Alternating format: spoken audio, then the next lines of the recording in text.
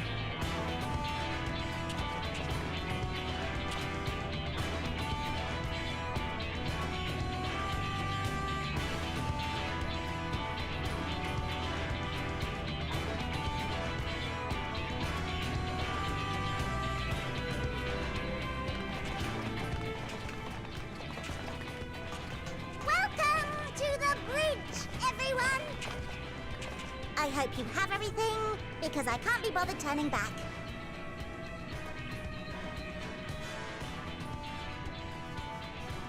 Right then, make yourselves comfortable. We're setting off in just a moment.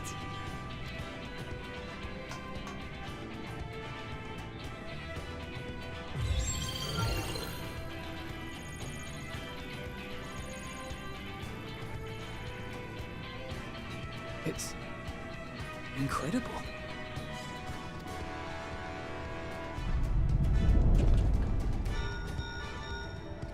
This is Fortuno. Can you hear me? The preparations for the summonings are complete. In accordance with the 14th phase of the plan, we have moved the Ragnarok to the launch site. The gates are open. You may depart when ready. So, are we ready? As ready as we'll ever be. Let's get going.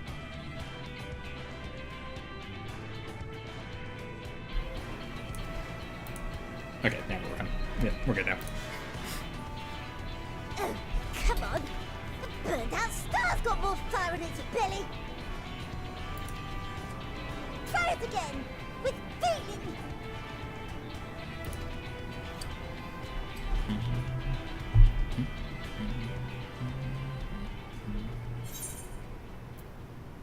Ooh, do I want to do it or should I have Alphino do it? Alfie, do it. This was your idea. Me? But I... No need to be coy, brother. Do it, and do it well.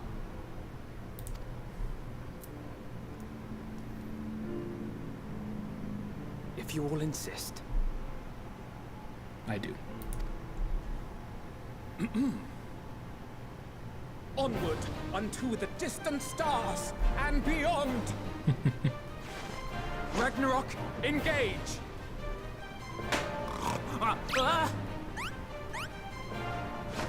Engage!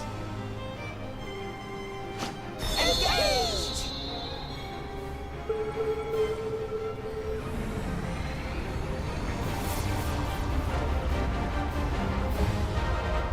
Dude. Whew. Get chills.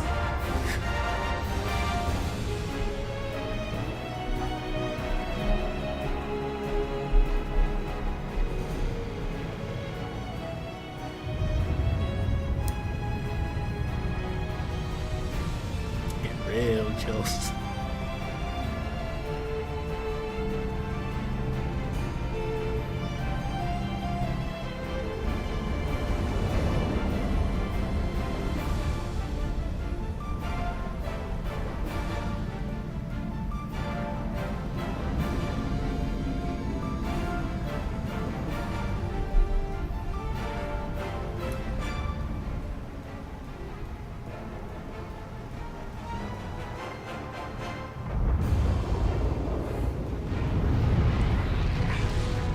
Flashbanged.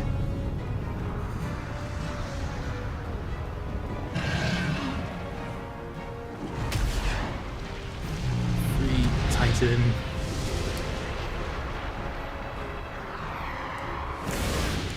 Shiva. Was that Roma?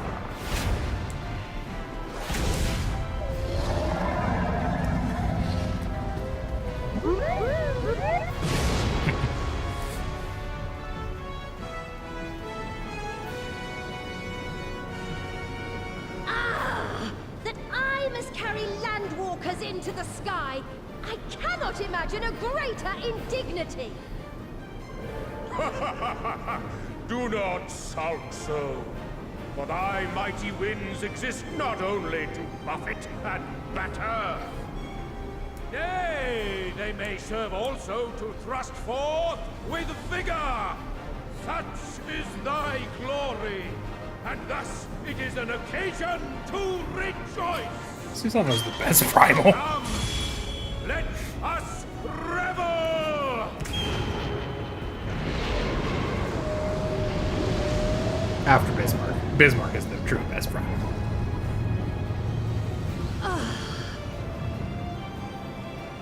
So long as the wind blows freely, I suppose all is as it should be in creation.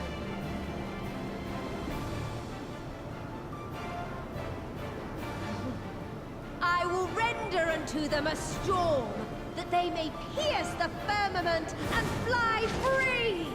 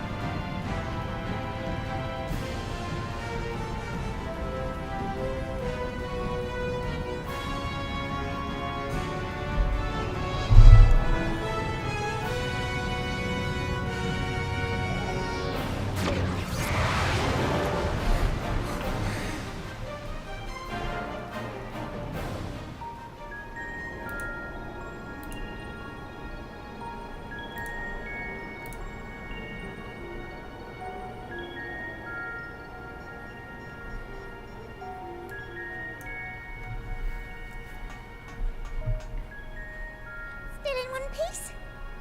Good. Sleeping way? Report? All's well. Fantastic, even. Thanks to the power of those primals, the engines are roaring and we're ripping along. All values are also within projected ranges. Time to destination is 8 carats. Perhaps 7 at a pinch.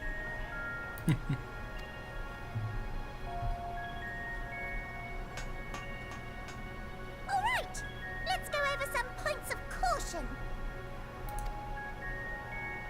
Our destination, as you know, is Ultima Thule. Lest you wonder, the place is not a star so much as a patch of emptiness. That's the extent of what our equipment could determine, anyway. Okay. From what we know of Meteon, she's likely used Dynamis to obfuscate her location. So, in conclusion, we'll only know what's there when we get there. Makes sense. The crew and I will see to it the ship's ready to take off at a moment's notice. We'll support the search as best we can, but it'll be your paws on the ground, assuming there is any. But everything will be fine, I'm sure. Heidelin believes in you, so you ought to believe in yourselves. Just don't do anything I wouldn't, like waiting too long to use those portable teleporters of yours. Personally, at the slightest sign of trouble, I'd mash the button to bits, and you should as well. Understood. We promise to be careful. I suggest you brace yourselves. We're about to arrive and the vessel will shake a good bit.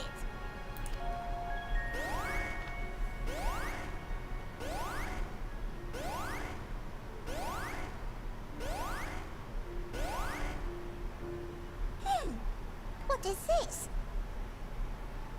Something is interfering with the equipment.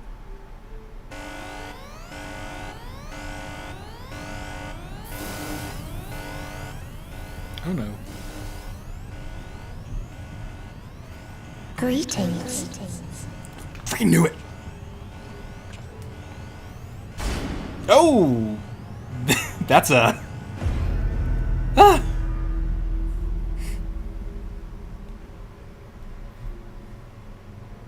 This game just got creepy. Greetings. Can you hear me?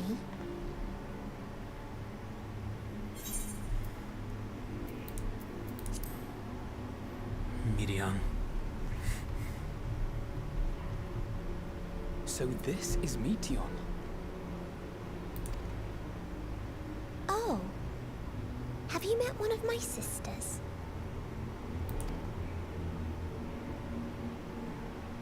I don't remember meeting you myself.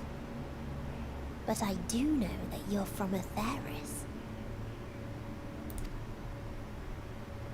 Why have you come? All you had to do was wait. I would have delivered to you your ends.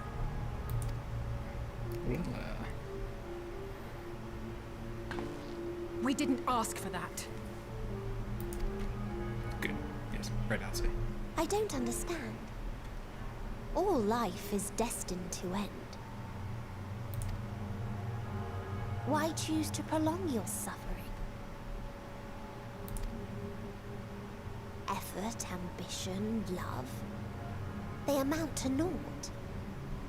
Happiness, should you find it, is inevitably lost, stolen away by events beyond your control. There is no logic nor meaning in it. You think there is. Convince yourselves. But it's all a cruel accident.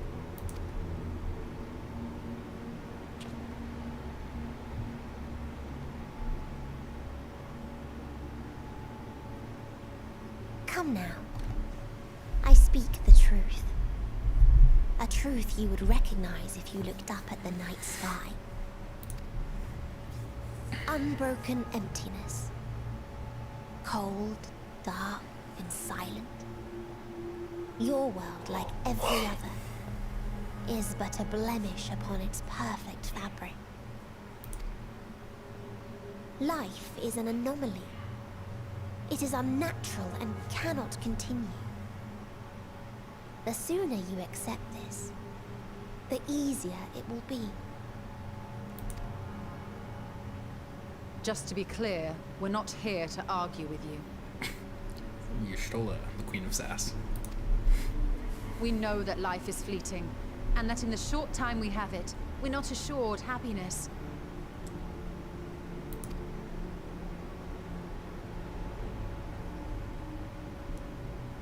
Indeed.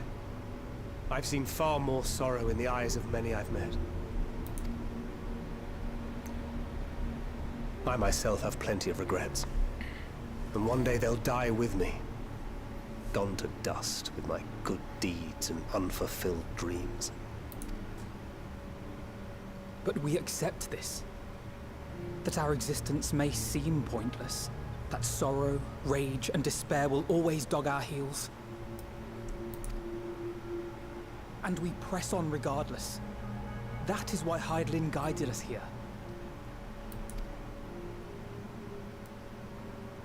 In her boundless love for mankind, she has prepared us for this trial, and in her name, we have come for you.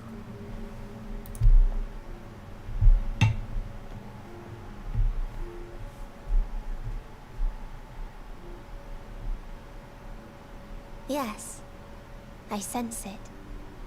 A burning passion like unto fury. I know it well. For the same passion once burned in many a star before yours.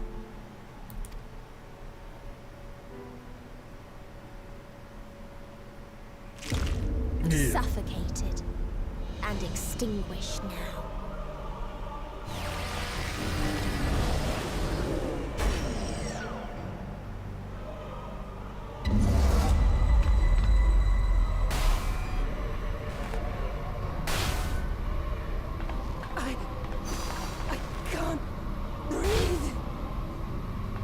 You approach the bounds of my ultimatum, where emotions dictate reality, where resignation and acceptance unite to embrace the end,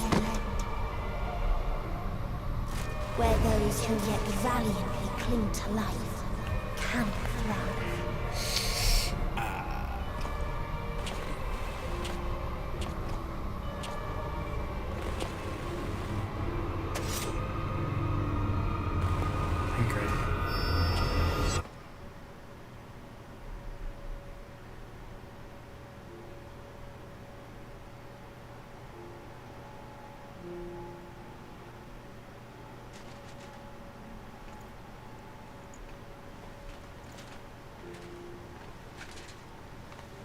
By the Fury.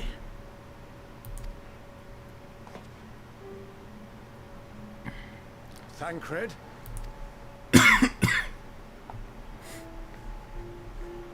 Meteon has gone as well. Mayhap he awakened first and gave chase. We can hope. Everyone, it appears we are at our destination. This is Ultima Thule. Not that we knew what to expect, but I wasn't expecting this. From atmospheric composition to ambient temperatures, all reading to within permissible range. This place is capable of supporting life. Interesting. If that's the case, then Thancred may well have gone on ahead. Let's go and have a look.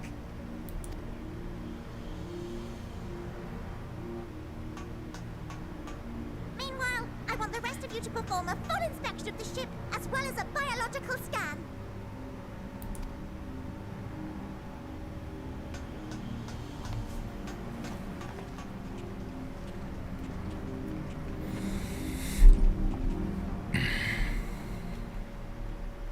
So it was that the brave wayfarers arrived at last at Dream's End.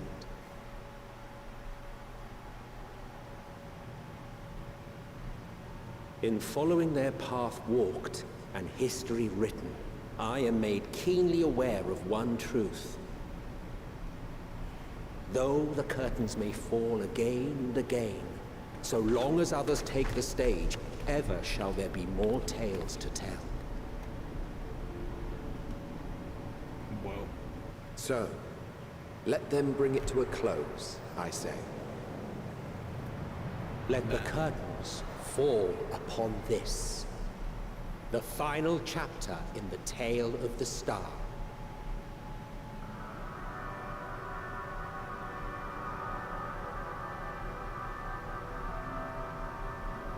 Is this a dead star? As I live and breathe, I live and breathe. The environment itself shouldn't kill us. Well then, let us search for Thancred while exploring the area. The ship we leave in your care.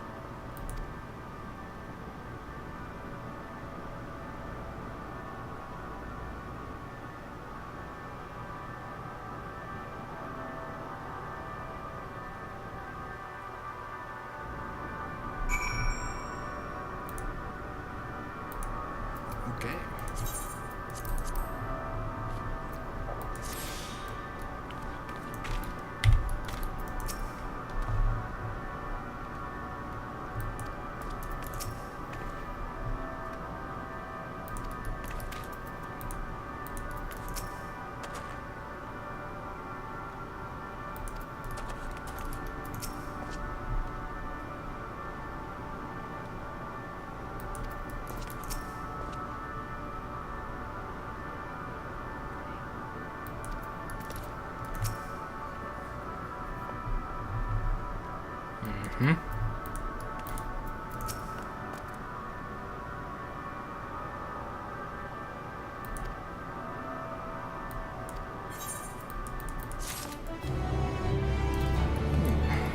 Boy.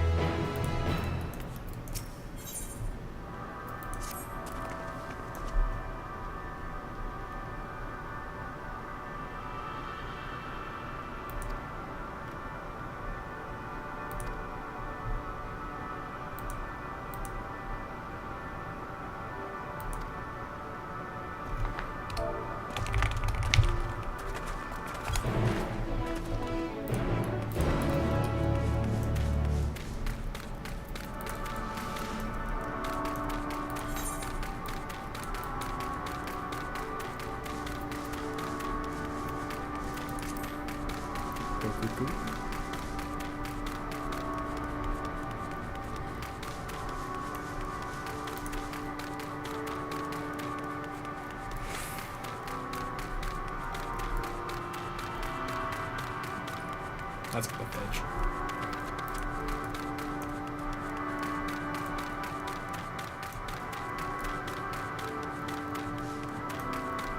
God, this song.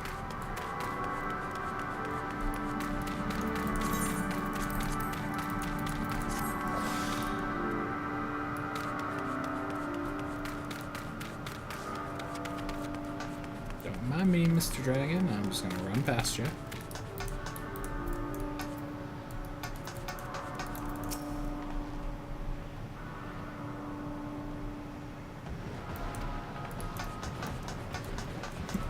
Something dark and mournful. It's probably all the dragons.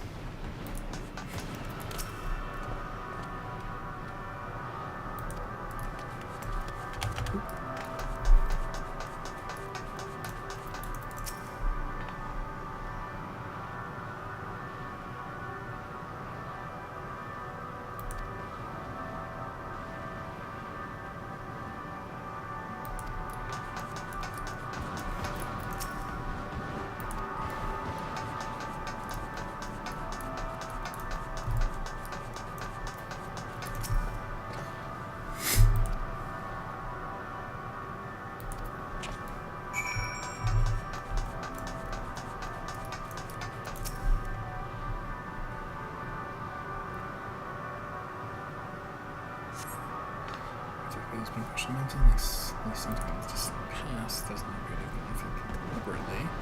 Rather, it calls to mind the indiscriminate destruction often around the heat of battle.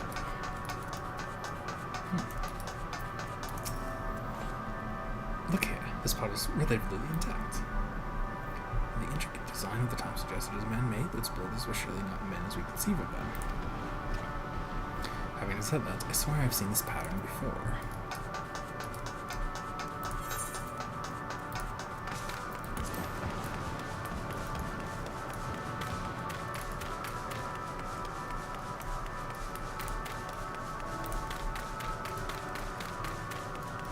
Ah, that's my boy.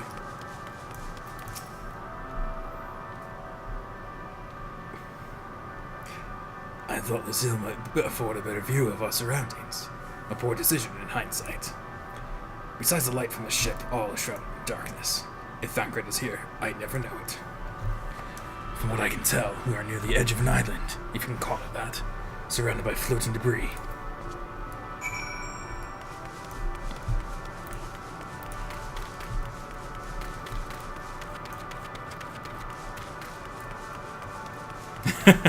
Thank you, I try my best.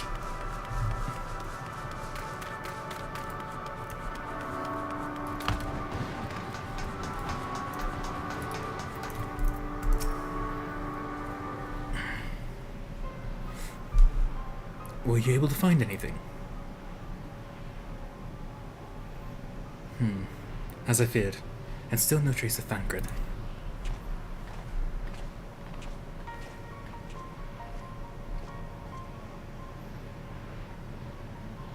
There's nothing but emptiness as far as the eye can see, which, unfortunately, isn't very far.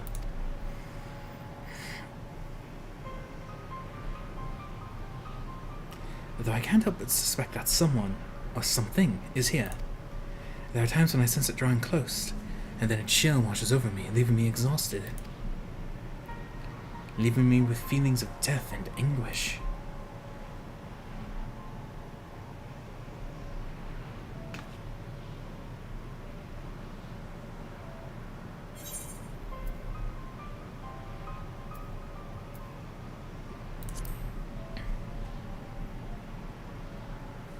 I felt it too when I was near that thing.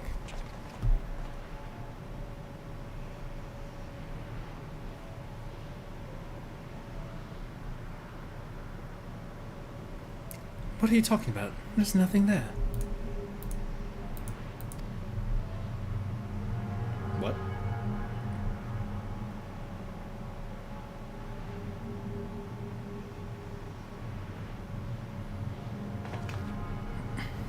Before we jump to any conclusions, perhaps we should search elsewhere. Agreed. We've only found more questions when we are in desperate need of answers. There's a far stretch of terrain from the ship's port side we've yet to explore. Let us try searching there, then.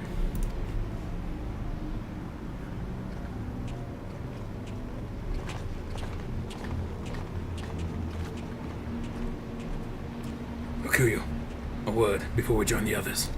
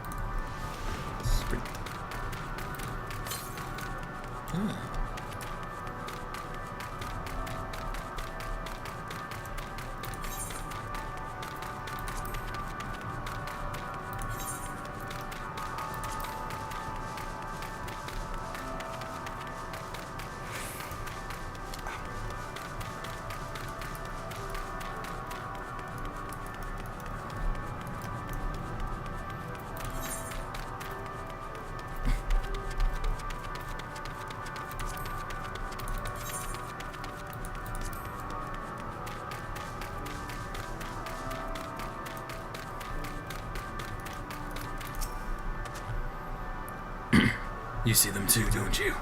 The dragons. As I thought. The presence is tenuous at best, but there's no mistaking it. No doubt your bond with Midgårdsumr and mine with Nidhogg is what allows us to perceive them. Could these apparitions be related to the dragons that now live on Aetheris? Bah! Better leave such conjecture to the others.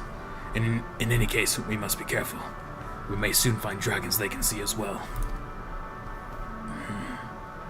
Death and anguish. What happened to them, I wonder?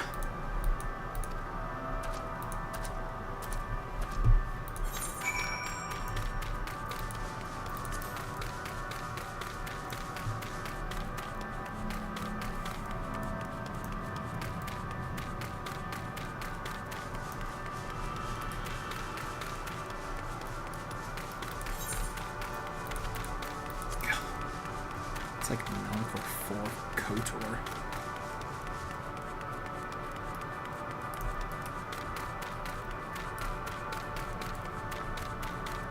Nice.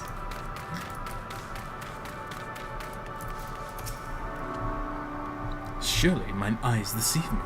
This cannot be possible. My sight may have been restored after a fashion, but I fear what I see cannot be trusted. It's as if Medion herself has etched these images upon my heart. I doubt not that such a feat is within her power, given that she constructed this sanctuary herself. Look there. Are those ghosts, do you think? Dragons. It is true they are not of our world, but to find them in a prison of despair.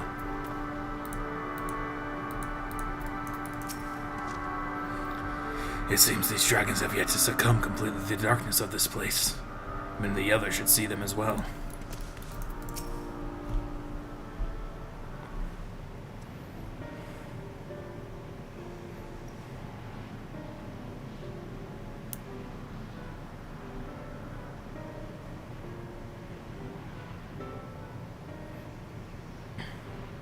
Dragons? Here?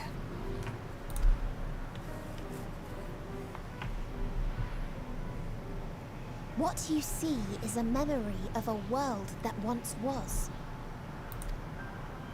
A world suffering a slow death, whose denizens cried out for the release of oblivion. What? Their world is dead? It is. Not a single life remains upon that husk floating in the vast emptiness. These creatures are shadow and shade, perpetuated only to suffuse dynamis with their unending lamentations.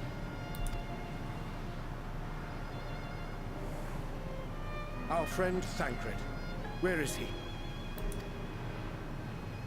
A strange question. He is at your side, is he not? Oh yes. He is here and there, and everywhere within this space. He would tell you himself if he had form to form words.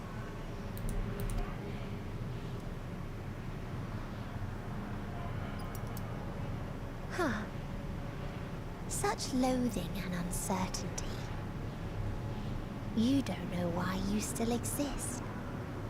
In like manner to the oblivion I send. I tried to drown out your ether with dynamis. Beginning with this Thancred, who came at me despite being unable to breathe. Such a simple thing, unmaking men. In the blinking of an eye, he was gone. Didn't even have the chance to be transformed. Yet somehow, he managed to leave a slither of himself behind. What you call the heart? Or perhaps the soul? In his final moment, he cried out from it. A single word. Survive.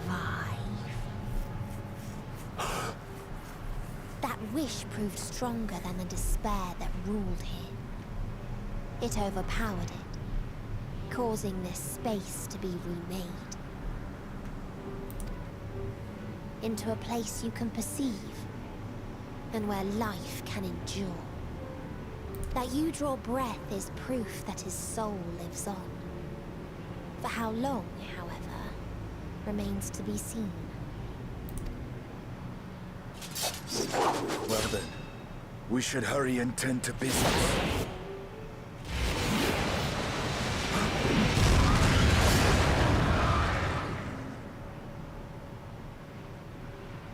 God, I love you, Estinian. It's futile. You will never reach the true me.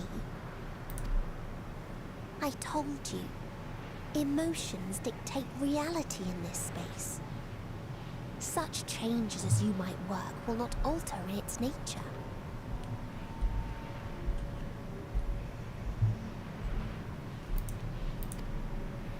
You may see, but you cannot touch. Walk, but not advance.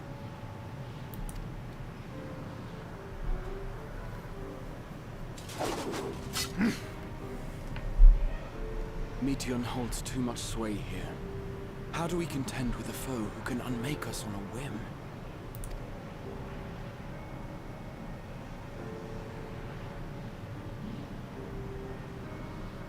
I do not know. But Thancred gave his life that we might come this far. We must press on. Yeah. Agreed. We cannot turn tail here. Not without something to show for our comrade's sacrifice.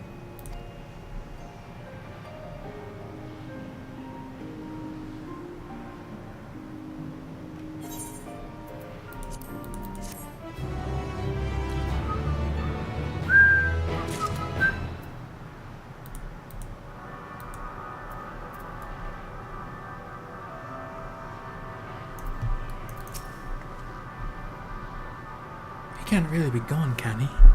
Meteion herself said his soul persists. That he is the reason we are still breathing. If so, then maybe. Maybe. My aim was true. I had her. How are we to defeat an enemy we can't attack? It's hard to believe Thancred was able to overcome Meteion's will. Yet here we are. Would that the price for his victory had not been so high. I understand now why the Lolliprits were surprised to find that this environment could sustain life. They are but for Thancred's sacrifice. His will was strong enough to reshape Ultima Thule that we might survive. That I might see again. His sacrifice must not be wasted. Soul without body. A form of being with which we are not unwholly unfamiliar. Indeed, for we existed in a similar state when residing in the first. The circumstances are rather more dire than that, 'tis true, but I choose to believe he is not forever lost to us. Regardless, in sacrifice he hath afforded us a chance to prevail. Let us not squander it, and ascertain the nature of this realm, that we might confront and defeat Meteion. Estinian, Rakuyo, would you accompany me in speaking with these dragons? Mayhap they can enlighten us. I would ask the rest of you to survey these surrounds. If there is a path that may lead us to our quarry, we must find it. Very well. We can reconvene here when everyone has finished. Meteion said these dragons are shadow and shade, from a world whose denizens sought oblivion. As such, they are not like to be amenable to company, let alone conversation. So please, be careful.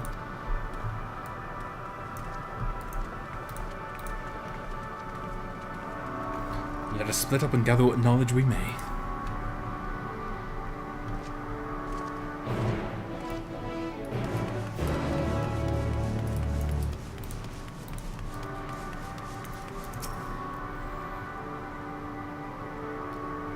A visitor, not of this star. Could thy slender hands bring plague to our world? Thy breath extinguish life's feeble flame? Oh, how we would adore thee! Alas, with time our flesh shall wither, our souls fade, and so we wait for its inexorable march into oblivion. If thou art not come to hasten our demise, I bid thee leave us. We crave not companionship, only sacrifice.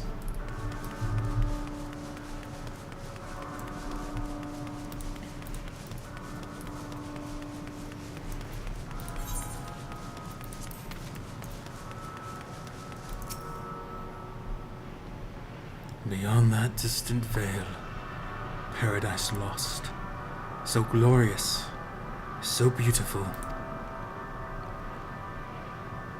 We were a proud and noble race, strength embodied. We knew only love before they came. Metal monstrosities of black and silver.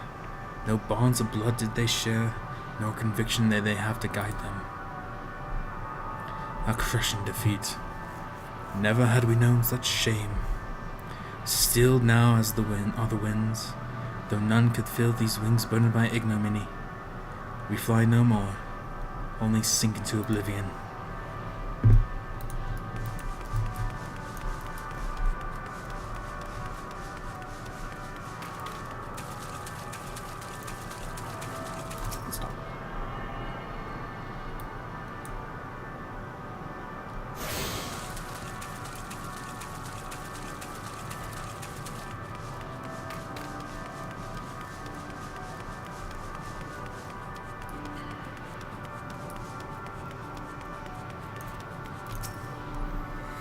Thou wouldst bid me speak. Folly. I observe the lesson of stone. I shall not fly, nor speak, nor roar. Only watch and wait and end. But one sight yet stirreth my blood, tempteth me to raise my voice in lamentation. Amnol, the cradle of unsung dragons. No words, no songs are possessed of the weight to describe such tragedy. Go, if that be thy will. I shall remain.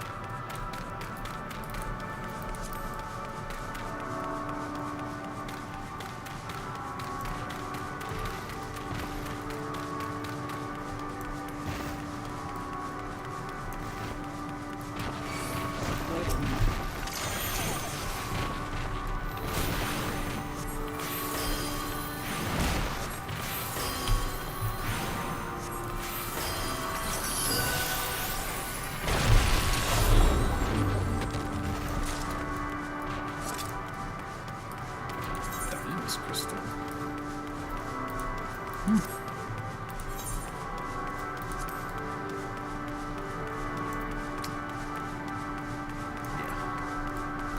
Yeah, I can see why people say they cry throughout this entire area. This music is extremely melancholic.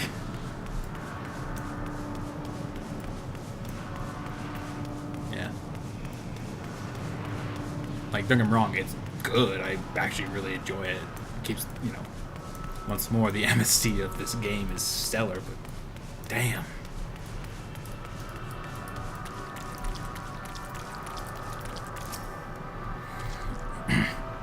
They led you here as well, did they? It was described to me as the source of their woes and proof of their end. I think I'm beginning to see why. It's a hatching ground. Or was. I've seen similar on Aetheris. Midgardsormr's kind must once have lived and thrived in a place such as this.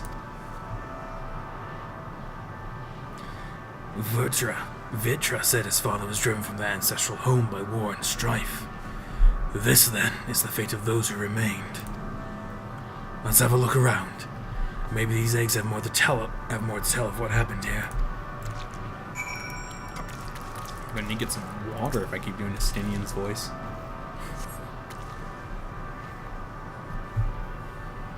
Yeah, nuts. I thought too. I was like, this is Midgardsormr's world, especially after that first dragon was like machines of black and silver. I was like, it's Omega. It's just inside the shattered egg. You find the remains of an unborn dragon. The body has already begun to decompose. Ugh. The gelatinous, half-dried membrane covering the corpse suggests it failed to emerge.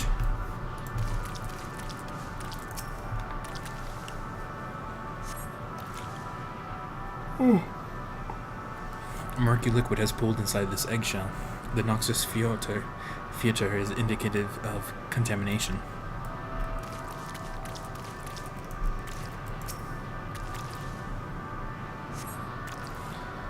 Gingerly lifting a large egg from the viscous mire, you peer inside and see a formless mass soaking in a pool of embryonic fluid. Your stomach turns as you return the egg to its resting place.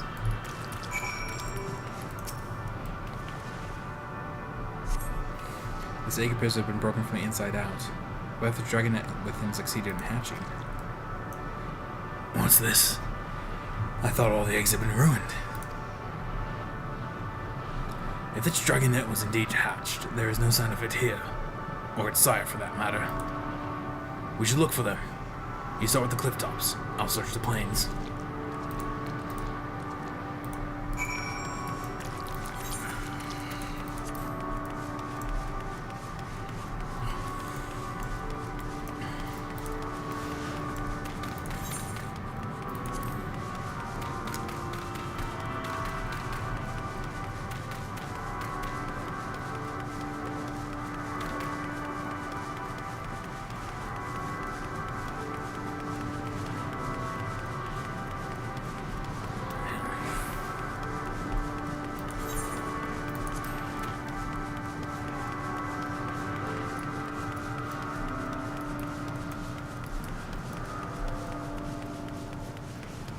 Bereaved dragon under attack.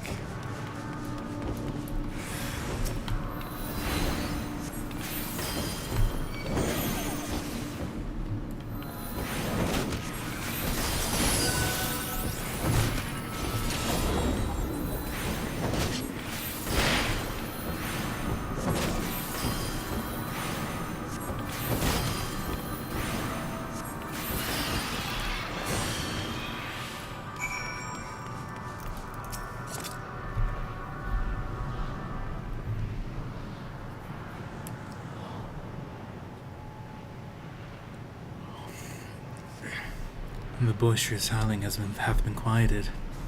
By thy hand, I presume. Everything all right? I thought I heard a dragon, or something resembling one.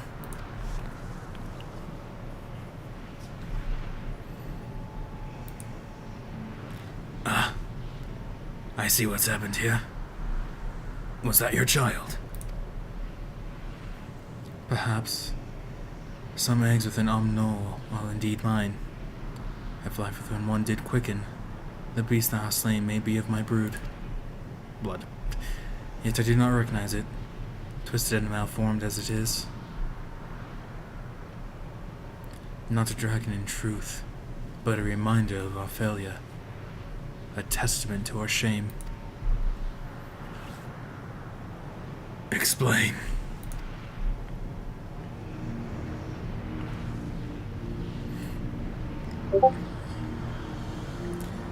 They descended from the heavens, cold, heartless machines, and with them rode war and death. With fire and fury, rage and rancor, we gave answer. It was a long and bloody battle, but only the beginning. Untold chaos and destruction swept over the star. In the end, the invaders were victorious. Yet when they looked upon their prize, they deemed it unfit for requisition. We were abandoned to our ruin. The survivors sought to put away their shame, to rebuild. A futile effort. In purest soil, replete with ether, did we once cultivate our nesting grounds. But our lands were barren, and any eggs nurtured in such desolation were fated to rot. What few survived to hatch emerge as abominations. We shall have no new progeny.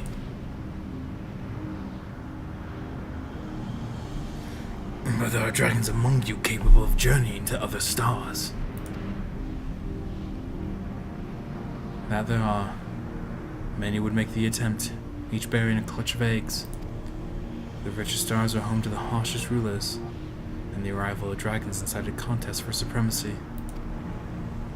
When the fires faded, the wars lost and won, they too were reduced to ash and waste. It is the curse of those who seek life, to be drawn into conflict, to conquer or be conquered. A vicious cycle we now choose to break. We tire of conflict, of everything. We wait now in sweet, merciful silence, free from strife and suffering, still as stone. Wait! You claim your kind is doomed, but there is another star.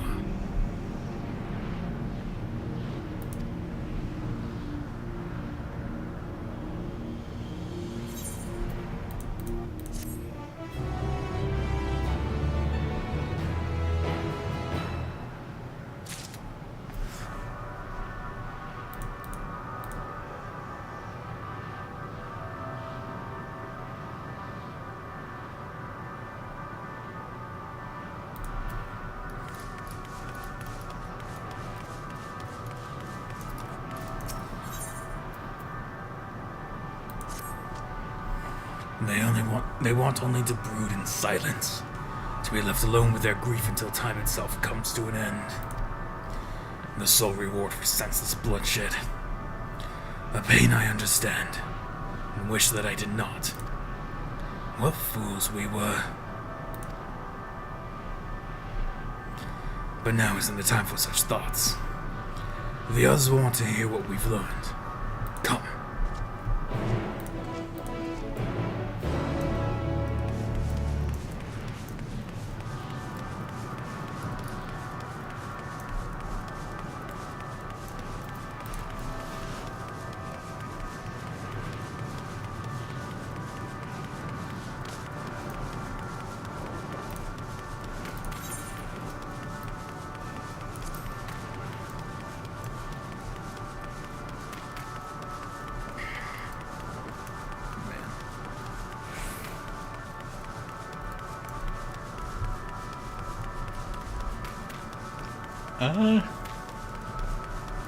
Kind of depressed.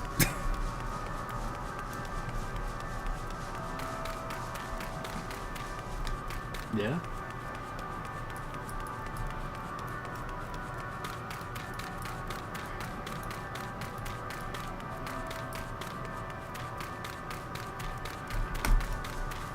It is definitely making me feel things, that is true.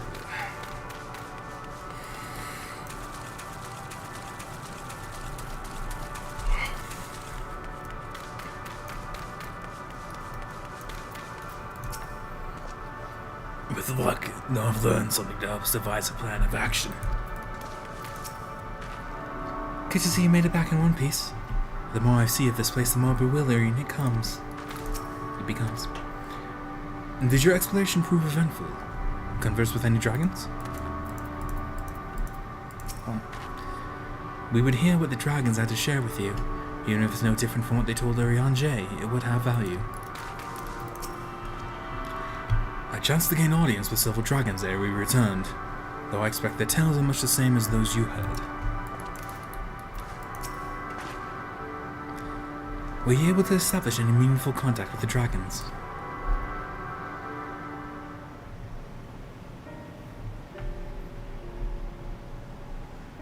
I see.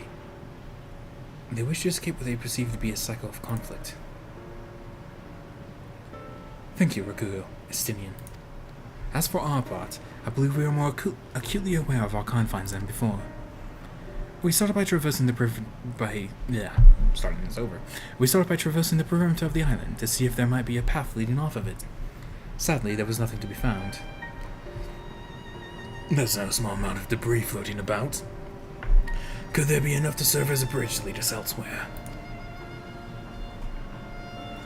I consider that, and so I tried throwing a stone onto a potential platform to judge its integrity. But it never reached its mark. As it crossed an invisible threshold just beyond the boundaries of this island, it vanished, only to reappear above me and fall at my feet. I would not be too quick to presume that what we see outside this space is as it appears. Which is why I returned to the Ragnarok and asked the Luberids to search for a potential path.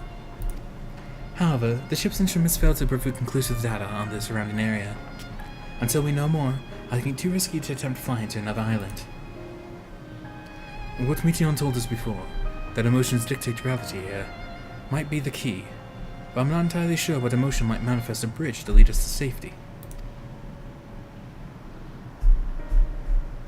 So what you're saying is, we've no way forward.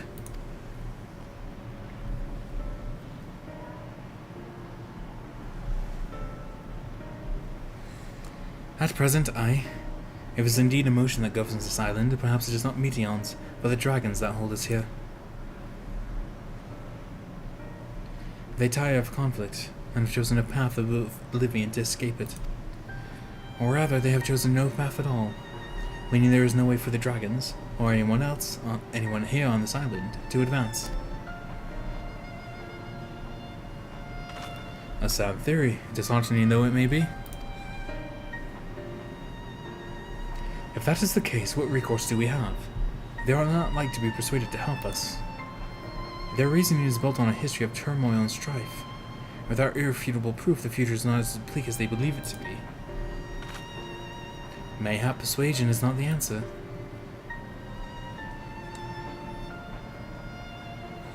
Meteon meant to unmake us then and there on the Ragnarok, and she would have succeeded if not for Thancred's determination. She conceded it was strong enough to overpower the despair that otherwise rules Ultima Thule, and reshape it to a degree. Perhaps it can be done again in like manner, by overpowering the prevailing emotions.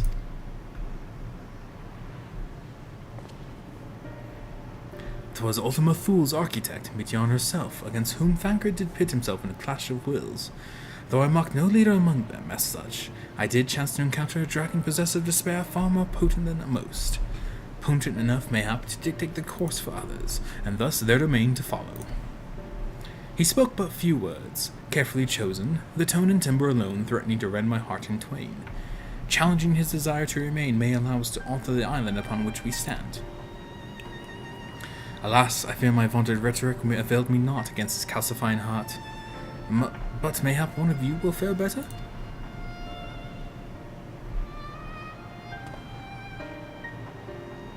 Then I shall guide thee. All End, they call him in the dragon tongue. Thou wilt find him nearby, eyes fixed upon the water. Well, what have we to lose? Let's get going.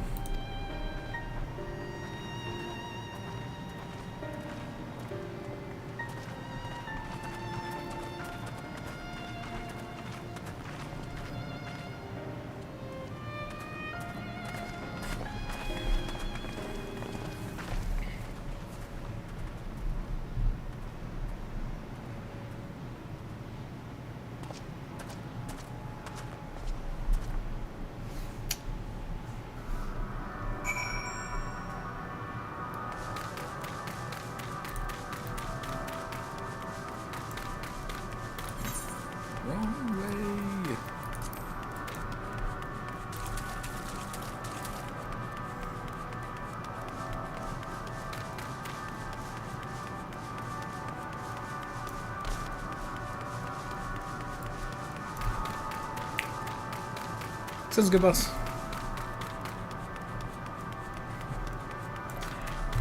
Yeah, I may be taking a break here soon myself, in all honesty.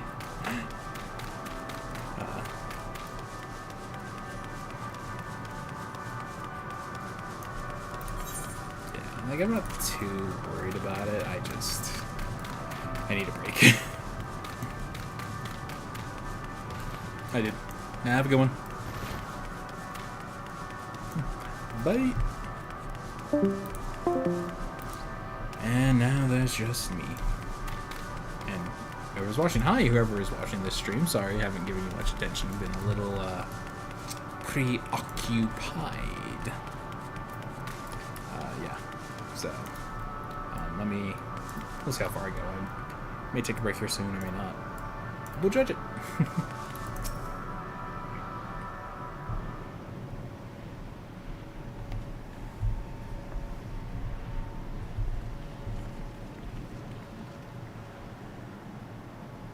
He remaineth as he was when I first approached, entombed in melancholy. I see. Perhaps I could... I'll handle this.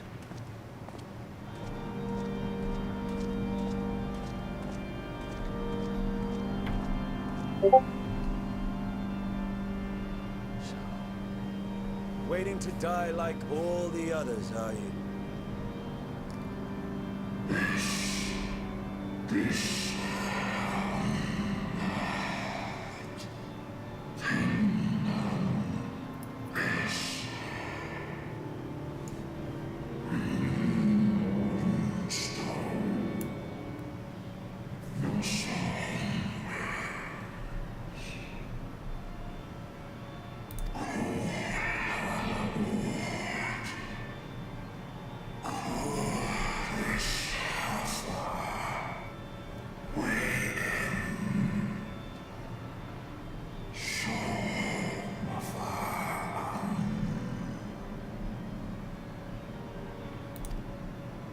So you say. Yet your kind has found a new beginning on our star. One of you braved the Expanse, bearing with him a clutch of eggs. They and their children now rule our skies, their song heard by all.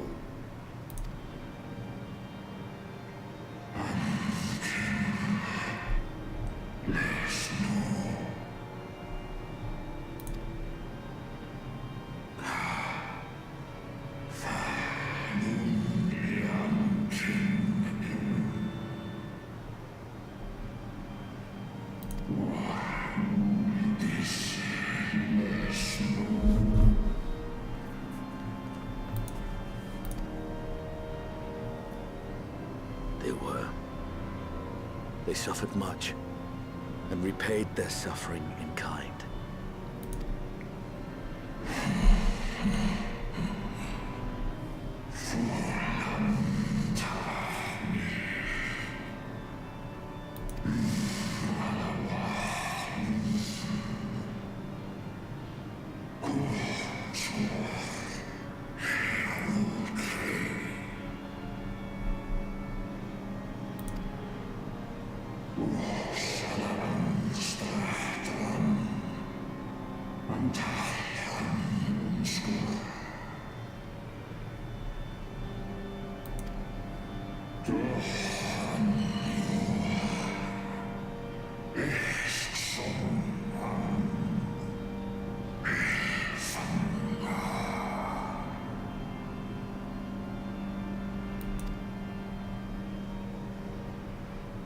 Had your brethren made the selfsame choice, my family might still be alive.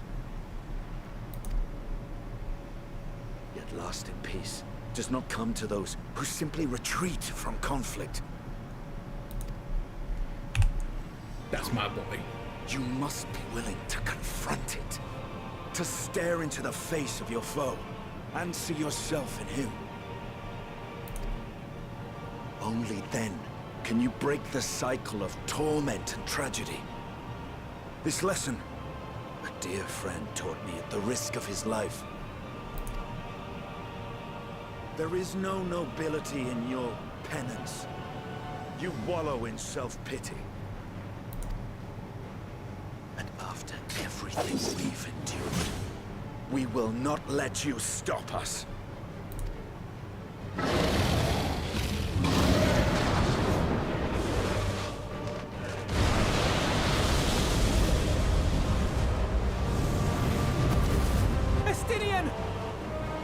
Stay back!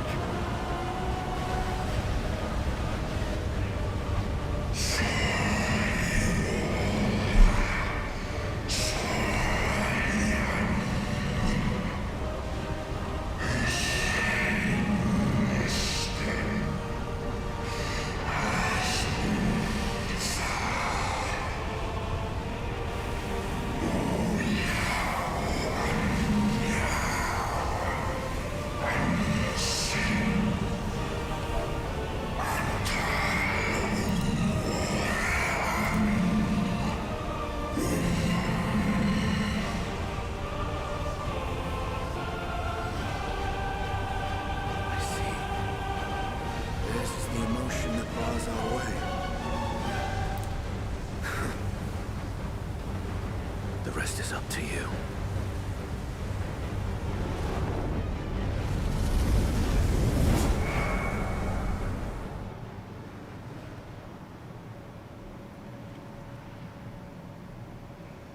No! Not Estinian too! Seriously.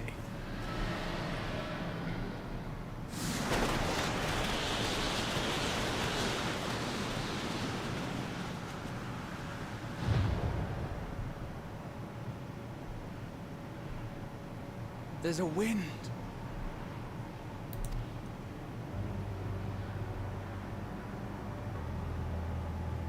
He's opened the way for us. God, my boy. Sacrificed himself to remake this place, like Thancred did.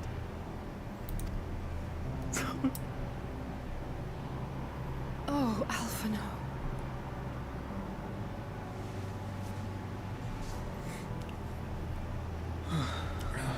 Come. Let us follow the wind. It will not lead us astray. He would not. I called it. I said everyone's gonna die.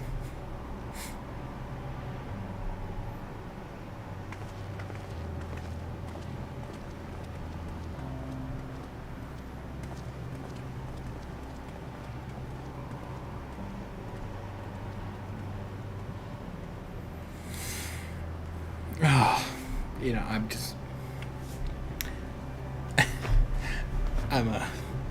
You know, I try and adjust my character's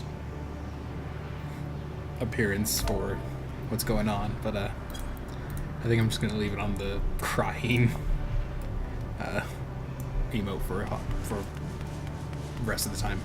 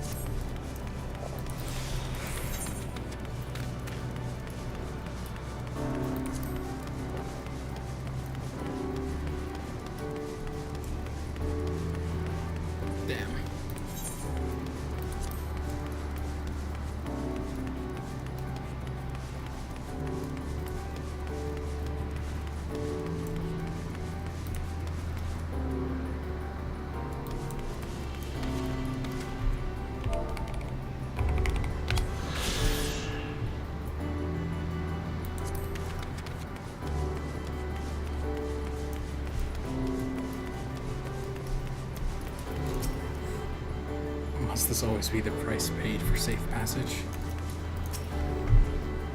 If I had known this place became Estinian too, No, it's what had to be done. As by the beating of mighty wings the wind blow, where dragons may ne'er again touch the sky, he and the shady boar shall soar free. The wind has stayed the fog that covered this land, the island, and the air.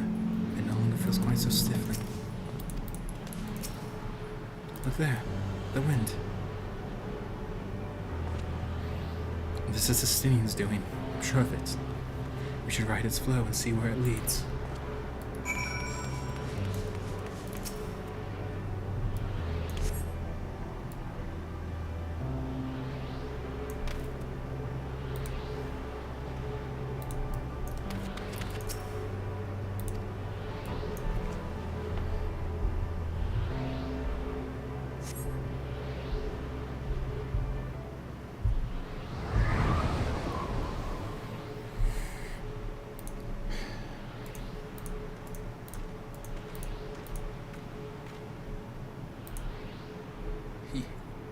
He did it. He found a way forward for us.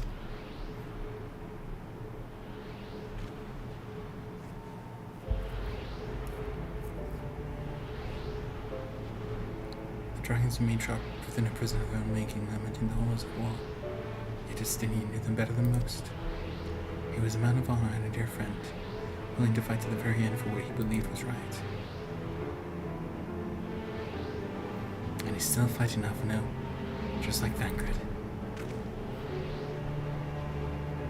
Their sacrifices are where we can survive here, why we still have a chance to stop her. Even in spirit, they're unwilling to give in to despair, and we mustn't either. Alize is right. We must press on, for their sake.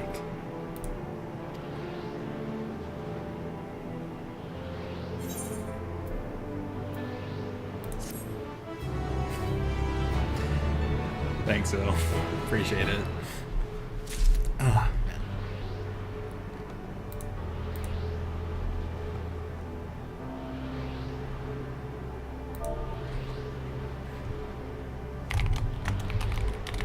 Sorry, 1 second.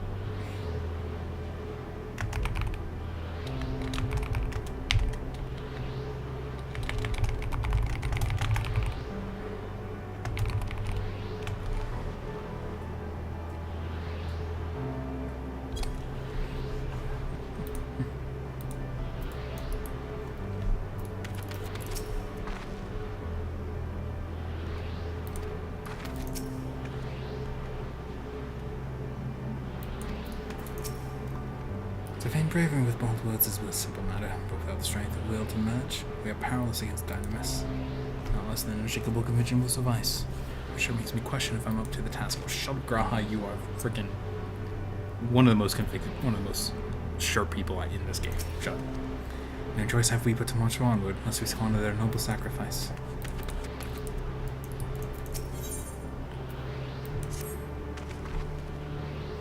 As Justol and Alize said, we must continue.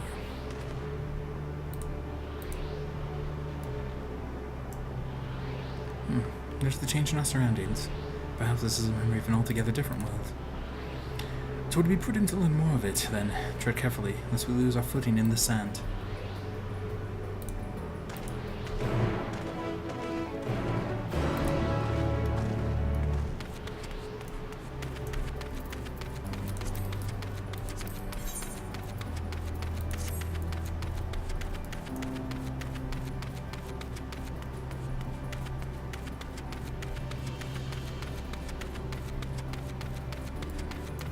Assuming that black orb is where we're going to end up going to.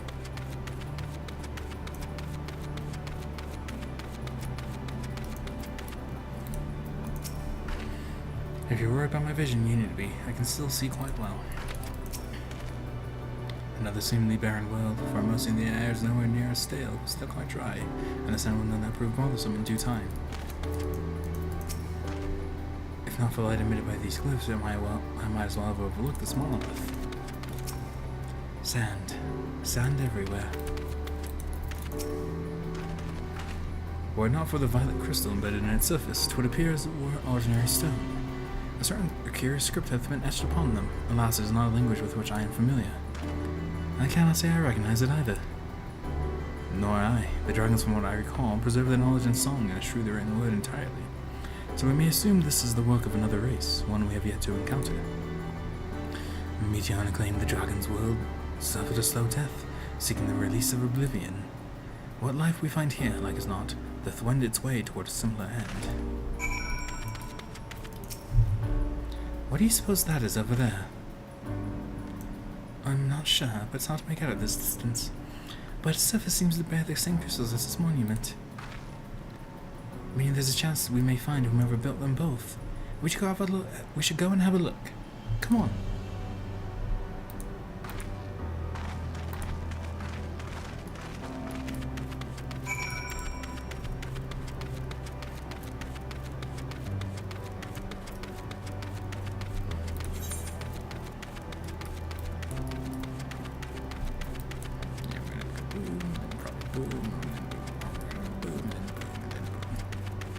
Anyways, I'm sorry. Easily distracted. Trying to avert my sorrow right now.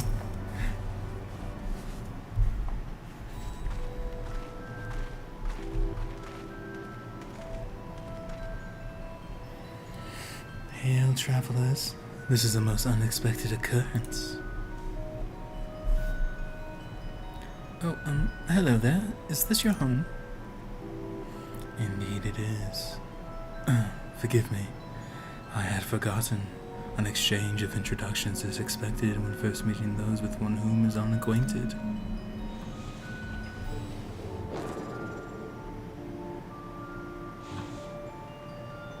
When the vibration of vocal cords was still required to convey our thoughts and intentions, air, I believe, was the pronunciation used when referring to our people. Though it is not entirely applicable given our present state, you are welcome to use this appellation. As for nomenclature to address my individual person, I believe it would be pronounced Kofkug. Kofkugd? Yeah, I'm not good with languages. Yes, Kofkud, of the egg, of the A. We have encountered beings that communicate intermittently through thought, but never one that is wholly without voice. I presume we are having this conversation via the medium of ether, or dynamis, as the space is suffused with vast quantities of it. Fascinating in either case. I gather your response to my presence is positive then. That is well, for there is something I wish to ask of you. Like yourselves, we are ether-based life forms. Therefore, it may be surmised that your bodies are of comparable biological composition to those we once possessed. I have a number of queries regarding your subjective perception of the five senses: sight, sound, touch, taste, and smell. I messed that order up. In total, I've prepared 198,712,180,827. That's rather a lot, isn't it? My apologies. I have omitted a great many details necessary to understand the nature of my request.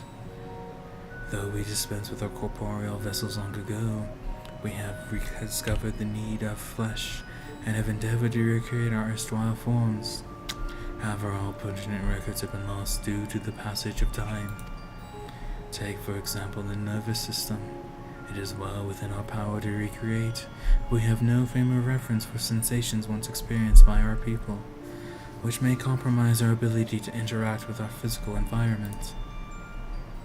And the reason you need to regain corporeal forms? Why, to bring an end to our existence, of course.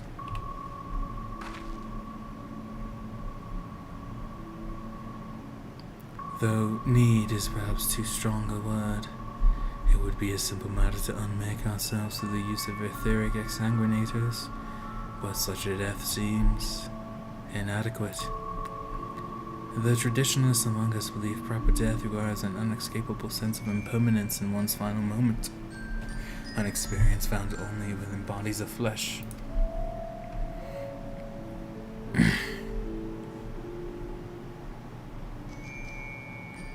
We should very much like to hear more of your plans. In exchange, we will answer any questions you have to the best of our ability. Such an exchange of information would indeed prove useful. Very well. To ensure efficacious exchange, I hereby invite you to our home.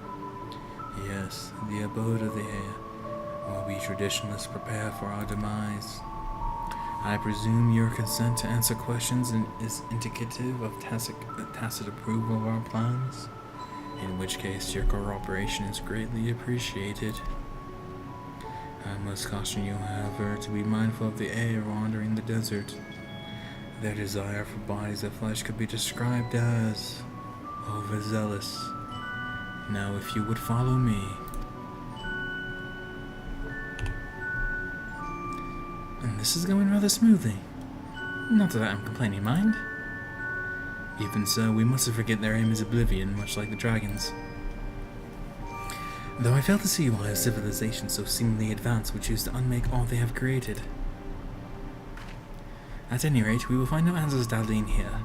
Let us be on our way.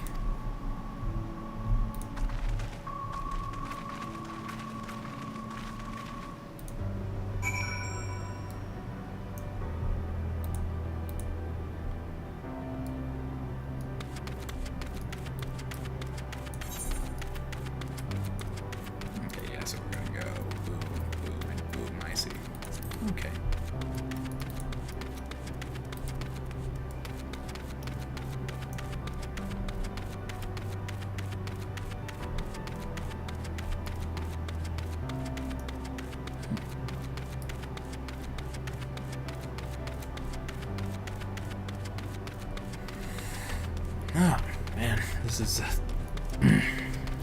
making me feel things.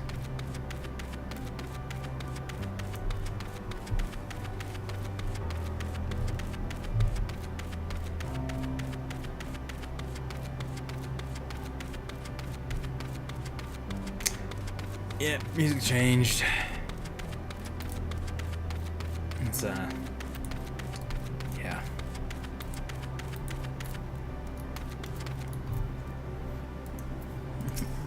Right.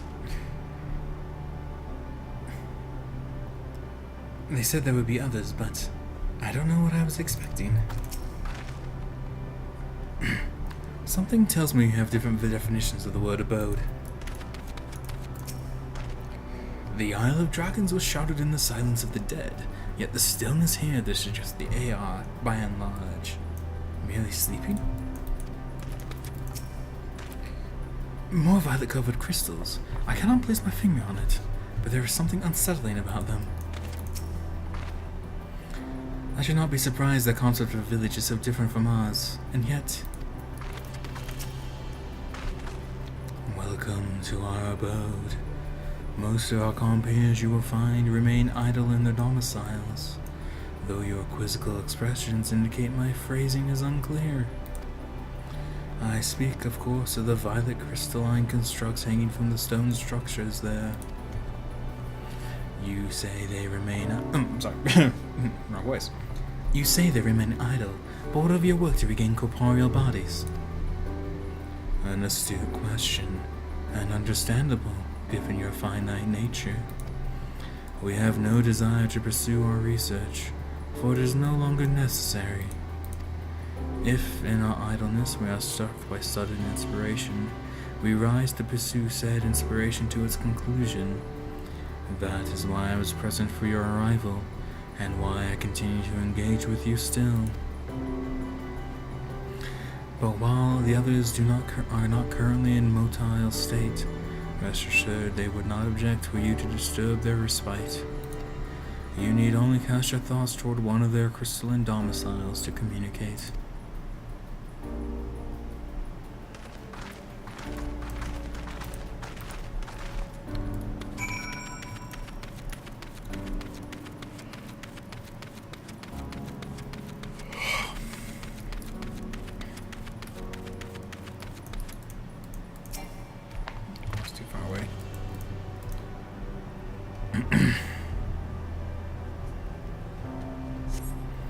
Cast your thoughts toward the crystal domicile, but there is no response.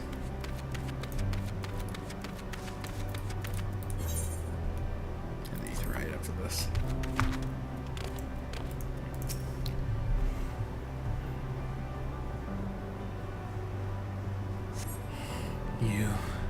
You wish to speak? Very well.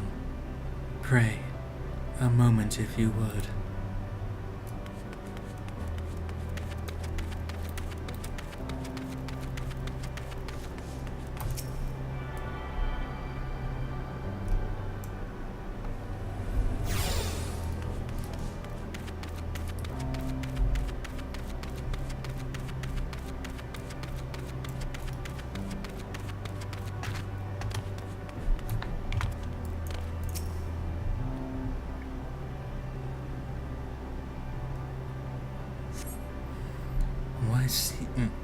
Why we seek our end, you ask?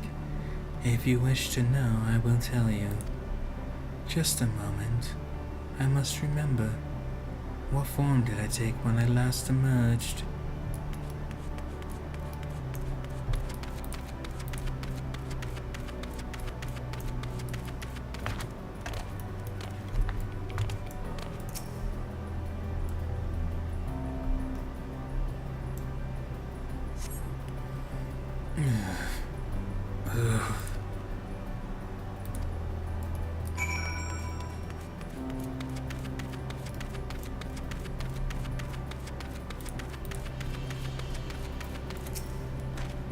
If I heard correctly, the A within the crystal says I will emerge from within shortly.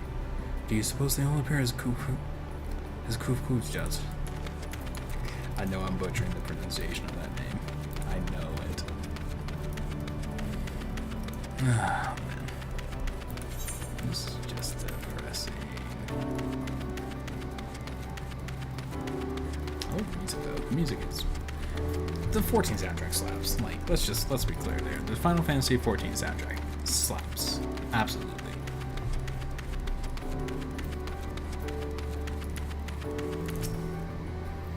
Do your inquiries yield satisfactory responses? I see. If they fail to answer, then it is likely because their minds have unraveled due to prolonged idleness. They are not but concentrated ether now. Worry not. There are others who have need of those lodgings, and they will not prove a hindrance to remain as they are. But more importantly, you said some few did answer your request for an audience, yes? I imagine they will be with us ere long.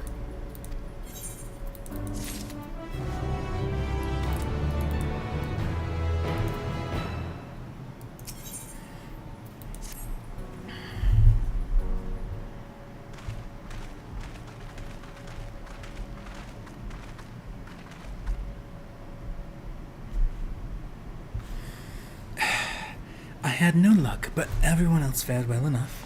Quite a few of the A have awakened. There they are.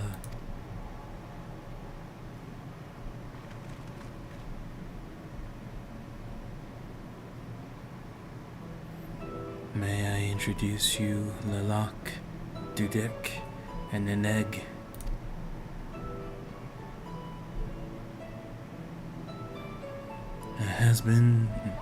It has been too long, Kuvkuj. I dare say Sadir 4 has since completed an orbit. Indeed. Until the travelers brought it to my attention, I hadn't noticed how unraveled some had become. Travelers? Ah, of course. The ones who wish to know why we seek to regain corporeal forms.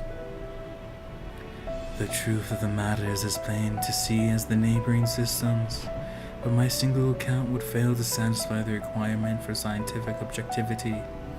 Thus did I bid them awaken you. Am I the only one who struggles to tell who is speaking?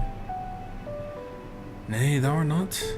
In the absence of the corporeal forms, the divergence they afford, mayhap such similarity in voice is unavoidable. Oh, I've been given different voices. I should be using the same voice the whole time. By the way, Kuvkuj, have you already observed the requisite custom for the travelers? That which one is expected to do when receiving guests, a matter of proper form.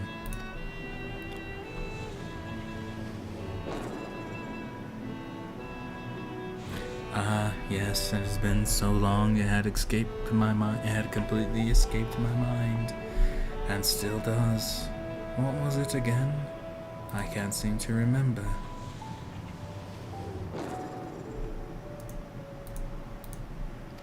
Neither do I. Pity. I was hoping you would. Perhaps we can search the archives for the answer. Come now, Neneg. The archives have long been frozen, lest we subject ourselves to further dolor. Surely you recall that much? Ah, of course. Food. The custom is to serve food. Beings of flesh such as they must regularly replenish their ether. By contributing to their replenishment, we communicate our friendly intention. That's right. We duly invite you to join us in communal repast, after which we may engage in leisurely conversation. If we have the chance to learn something, then I see no reason to decline. Excellent.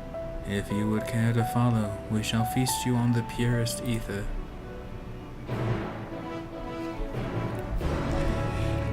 Oh man, the voices.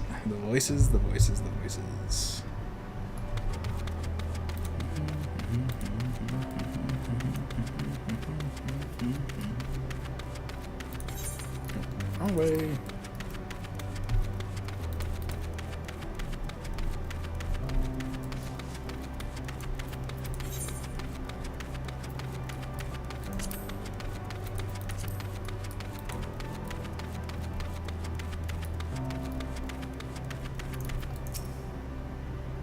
The facility is where we replenish our ether. There is no particular name for it, but we traditionalists sometimes use the word restaurant. Now then, if you would take your place with your comrades, the space will soon be awash with purest ether. Please absorb as much as you like. How much ether would be adequate for your kind, I wonder? As I recall, there is a fine line between optimal satiation and violent sickness. Throughout the universe, but few races have completely shed their flesh as we have. As a result, we seldom receive visitors from other systems. Extreme differences can inhibit meaningful interaction, you see, and none more so than that which affects communication.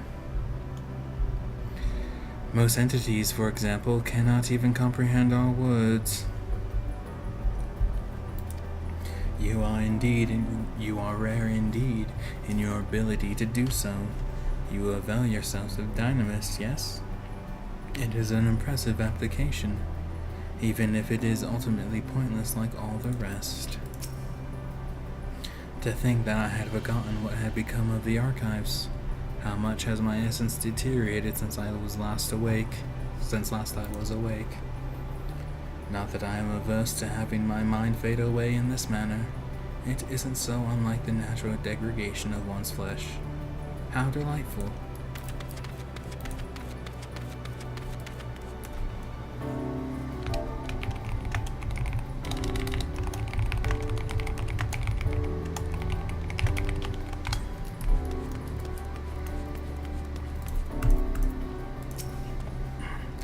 We were told to stand wherever we like.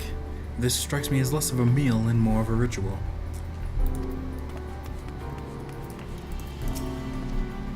Judging by the construction of this facility, it would seem the directly draw upon the ether.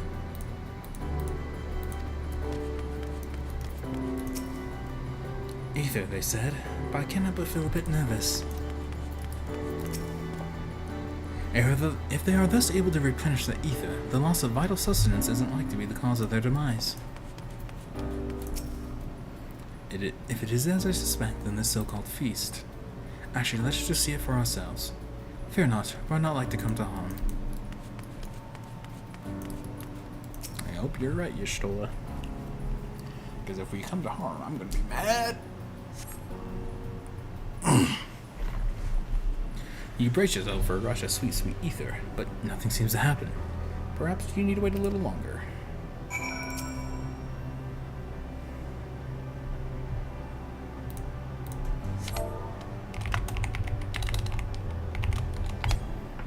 Brace yourself again, but again, nothing seems to happen. Just as I suspected. As meticulously as one might create the A's homeworld, this is Ultima Thule. One cannot simply generate ether here.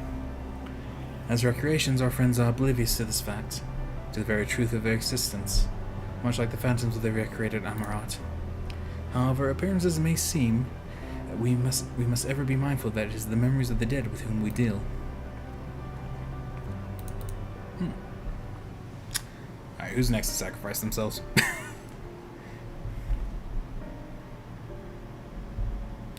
So, did you have your fill of ether?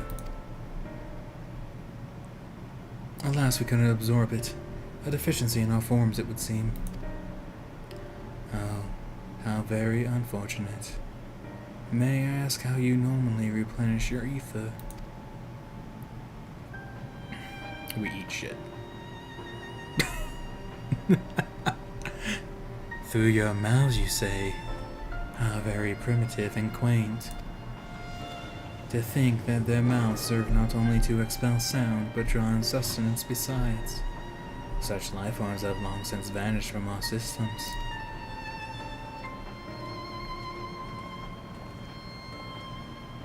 Though we regrettably could not partake of your magnificent feast, rest assured we feel your welcome most keenly. In the course of acquainting ourselves with your sophisticated ways, however, we cannot fail but wonder, wherefore do you wish to obtain vessels of flesh and thence to vanish? Will you not favor us with an explanation?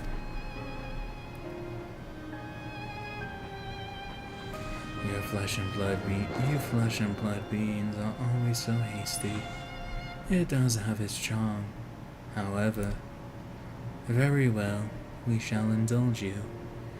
In the beginning, when the air yet possessed corporeal bodies, our ancestors dedicated themselves to the pursuit of knowledge and technological advancements.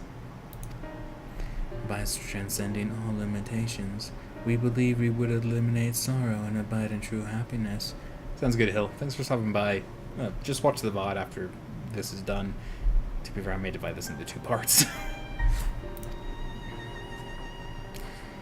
From the tangible such as land to the intangible such as labor, there exist myriad hindrances to progress. But the most confining of all was the flesh itself. Our natural lifespan was distressingly middling, you see. Too short to enjoy unhurried lives, yet too long to be considered disposable. Furthermore, to simply maintain the integrity of our bodies demanded considerable resources. But we managed to solve this problem. After long years, we discovered how to become non-corporeal entities with everlasting lives, untroubled by the failures of the flesh. Thus changed, we had more time and freedom to continue our scientific pursuits. We went on to make ever greater strides in our quest to transcend all limitations, until we finally decided to challenge the last of them all, the limit of knowledge. That is to say, deciphering the laws of creation. We sought to discover how the universe came into being and explain all extant phenomena, and thence predict the future. If we could but achieve this, we believe that we would be free from uncertainty and anxiety.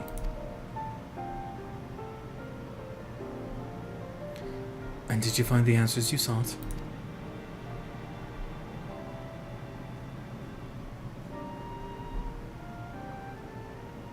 Yes, we did. Our efforts revealed to us a fundamental truth. Knowledge of said truth is essential for the continuation of our conversation. If you would learn more, we will share it with you. No, we mustn't. Primitive as they are, it would be unspeakably cruel to deprive them of their ignorance. They are possessed of corporeal forms, their lives readily ended. As those who have gone before, is it not our duty to warn them? What thinkest thou?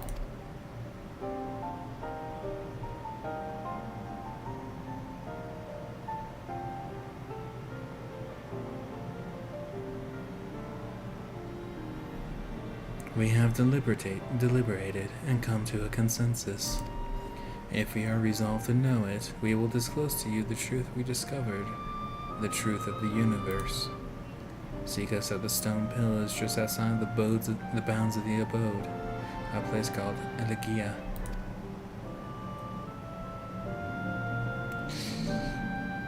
Right, who's gonna do that next? I'm bracing myself for it.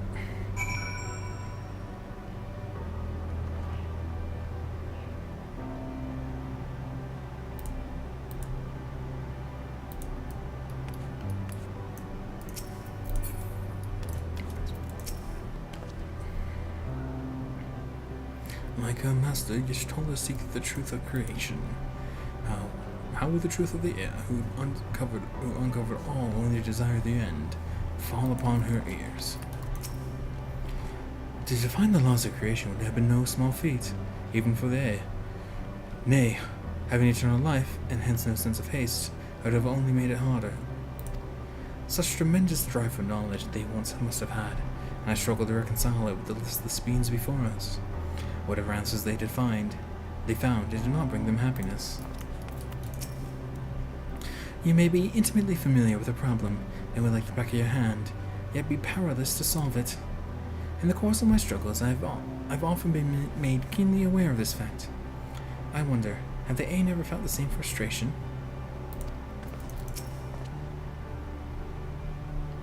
It is true that a lack of knowledge can beget fear. Therefore, in theory, by acquiring all knowledge, it may be possible to attain peace.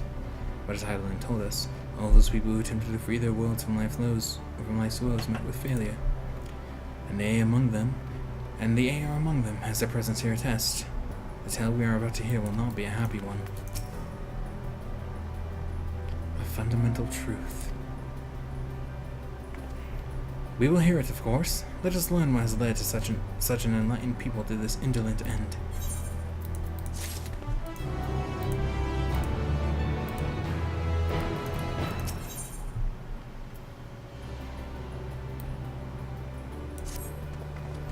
Ere we join the air, there is one trifling matter I would fain investigate. Orcuyo, gratia, might I trouble you for your assistance? But of course. Yep. My thanks. We shall head outside the abode, if you would kindly follow me. I know not what mischief you are plotting, Uranjay, but I trust you have our best interests at heart. The rest of us shall go ahead to Elegia. Unless you worry, we won't start without you.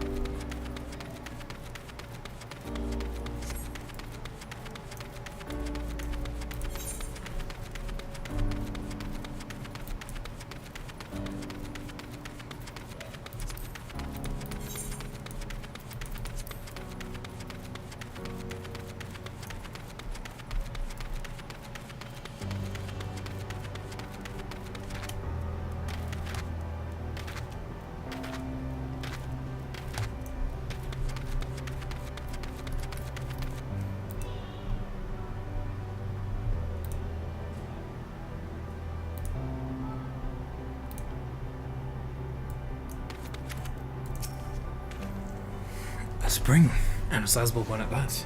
I hadn't noticed it amongst the dunes.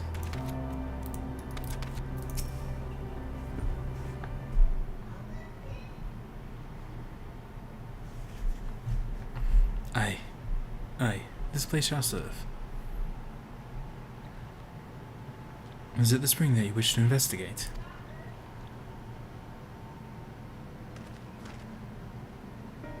Pray forgive me, my friends, but there is naught to investigate. 'Twas but a pretense to speak in private.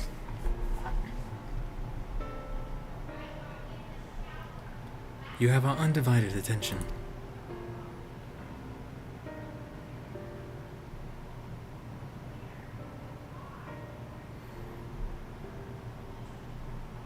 As we have established here in Ultima Thule, those denizens of ruined stars are recreated in their twilight days. Yet one question doth arise in my mind. So faithfully formed on the simulacra, they believe themselves yet amongst the living. How dost thou suppose this is possible?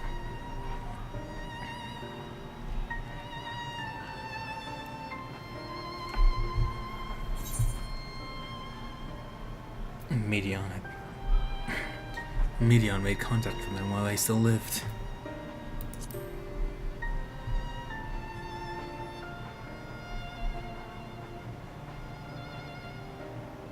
Of course, she must have visited the stars of the dragons in the air before either race perished in their entirety.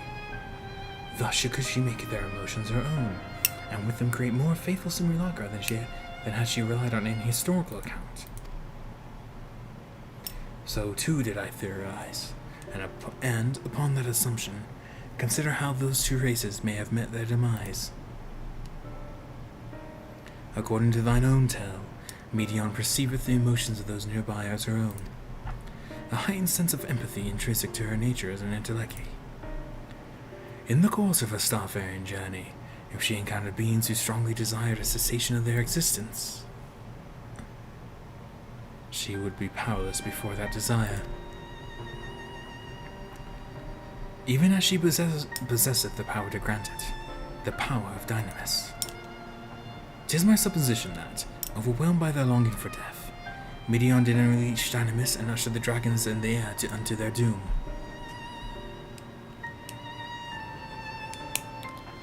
Of course, such was not always the outcome. Full many stars did she find already lost to ruin.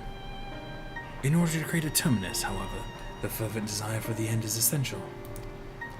Therefore, should you struggle to find the way forward, pray ask yourselves this. In the place where you stand, whose is the soul that yearneth most desperately for oblivion?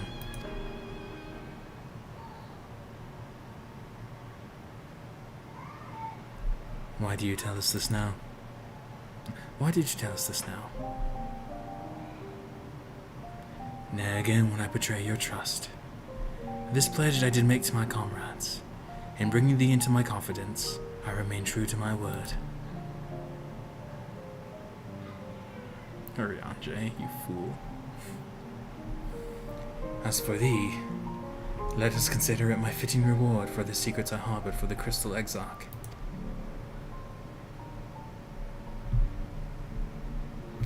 I once placed my faith in thy chosen path, walking at thy side full knowing that we were bound for thy demise. I ask now that thou returnest the favour, and in abided faith as I fulfill mine own destiny. And if you say my debt has come due, how am I to refuse? 'Tis indelicate of me, I know full well, and I can but beg thy forgiveness. Yet even if I must needs go to such lengths, I cannot well feign ignorance of the answer I have found within. The answer to the question, in what moment might I stand strongest?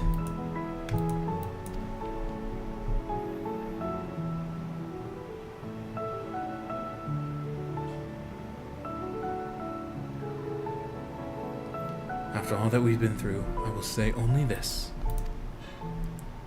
Do what you must. Do what you must and see your conviction through. I shall, my friend. I shall. Without further ado, let us go to join our comrades.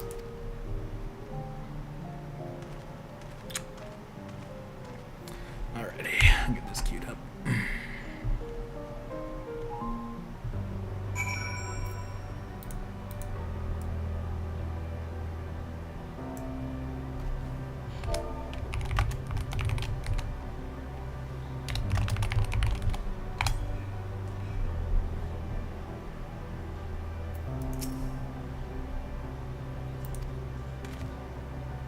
Let us be off to Elegea.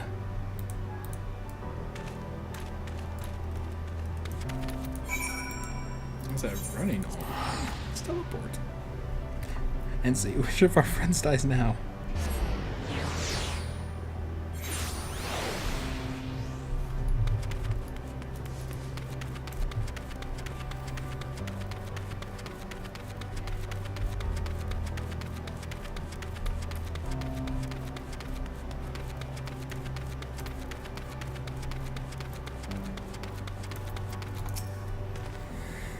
I understand you've taken care of business. If you're ready to begin, then so are we. While we waited, we mentioned our saw situation at the Yay. They nodded sagely, or something to that effect. Come, let us hear the A's tale and learn what caused such enlightened beings to crave nihility. Don't mind me. Oh, you are here already. Your comrade said you would be late. It would seem your star, too, has been plunged into a panic-inducing cataclysm. We hope that our tale will not serve to exacerbate it. Your companion in front, the one called Y'shtola, she seems the keenest to learn the truth. I pity her. We have prepared for the recounting. To facilitate comprehension, the information will be simplified to match your primitive minds. It seems everyone is accounted for. Shall we then?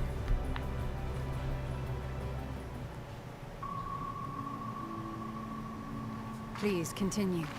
Tell us about this truth you discovered. Very well.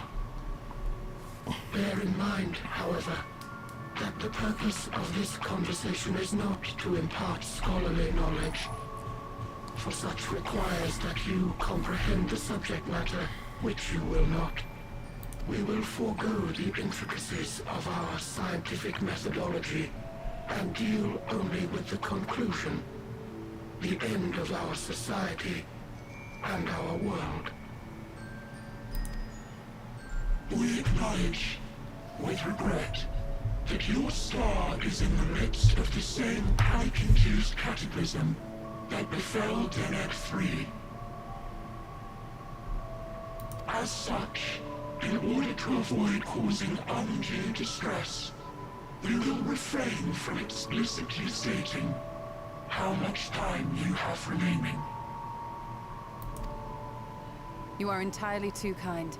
I pray you recount your tale as you see fit.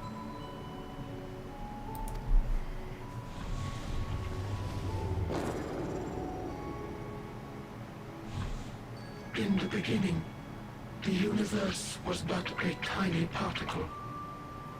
Then suddenly, this particle began to expand. Having remained entirely in the bounds of your star, the phenomenon may be difficult for your kind to grasp. But this expansion has since continued unabated. Speculating that the universe could not grow indefinitely, we sought to learn what might occur, and made a worrying discovery. The stars will continue to spread apart, as will their finite thermal energies. Eventually, all heavenly bodies will grow cold and freeze. No new stars will be born, and the universe will enter into an eternal...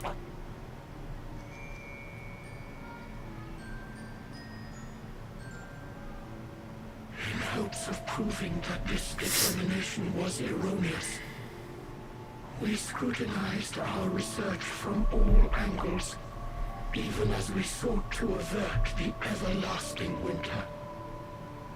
The endeavor proved fruitless. So infamously so, in fact, that it became synonymous with vain effort. The universe as we know it would end, and there is no way to prevent it. Beneath the weight of this knowledge, our society stagnated. Though we had time still, it was a cold comfort. Why strive for anything when desolation is assured? When our wealth of wisdom, accumulated since the dawning of our kind, would be forever lost. No civilization would rise from our ashes. No scholar recover our knowledge. In silence unbroken, naught would stir. Intellect was once our pride. Overnight, it became our shame. Our works, monuments to futility. Immortality, our greatest invention, became a source of suffering. Rather than suffer on, many chose to unmake themselves, by means of etheric exsanguinators.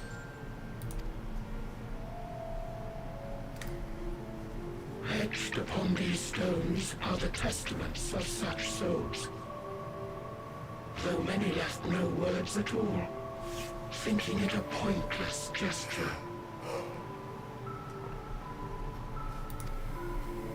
Once we have obtained vessels of flesh, we likewise intend to vanish.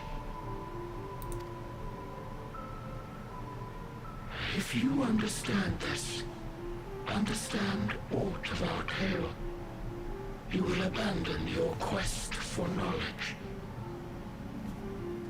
Ignorance truly is bliss. If you would cling to your illusory happiness, remain primitive and pure. It is the only way.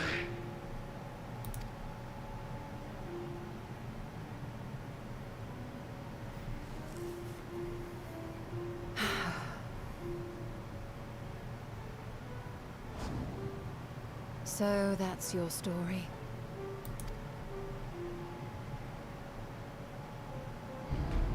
While I appreciate your advice, I will not heed it. Convinced though you may be of this truth, it is yours and not mine. Indeed, truth, I have ever believed, is in the eye of the beholder. Are you suggesting that we have reached a faulty conclusion? That our science failed us? Hardly.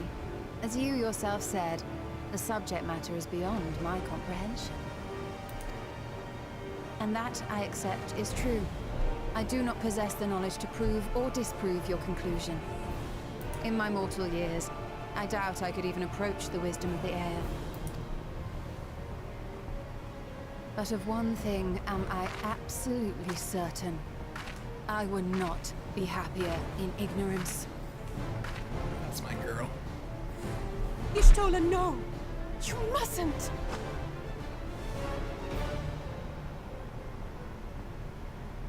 The most important lesson I've learned is that learning isn't simply passing one's eyes over words.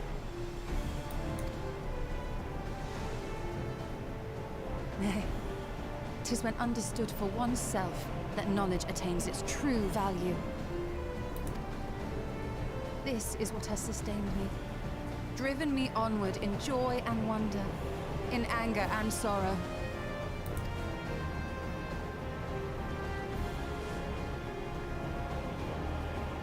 The universe may end, and all may be for naught, but I will live as I always have. I will always seek out new knowledge, and no conclusion of yours, no matter how grim, can dampen my desire.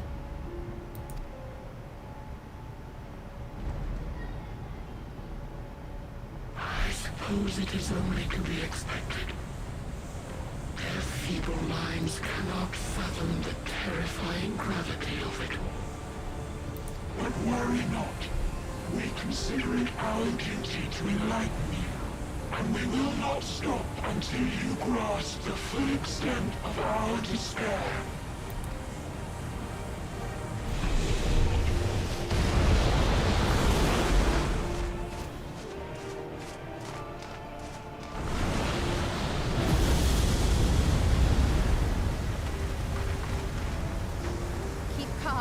Listen well. Though my body will soon dissipate, there may be a way to restore it.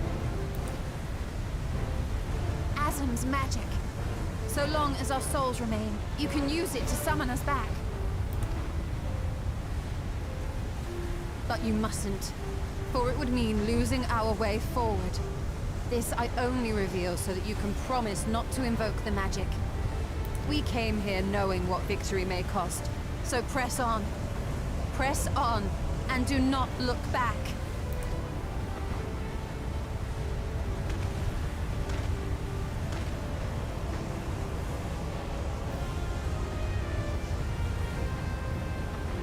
I shall join thee. As subterfuge is not required, thou shalt not suffer for mine absence. Briange. My resolve hath never been as strong as thine. Full oft have I wavered in my decisions, and afterwards been stricken with regret. In spite of this, I may still stand with my comrades, supporting them as they attempt the greatest of feats. This truth I have learned in the course of our journey. And many though my shortcomings may be, I may also claim to excel in prophecies. My studies, into which have granted me the flexibility of mind needed to bend this malleable reality.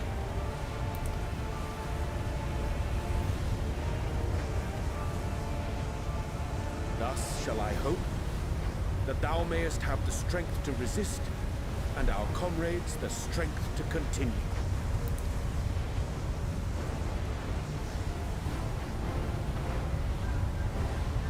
With you to urge us on, how could we possibly fail?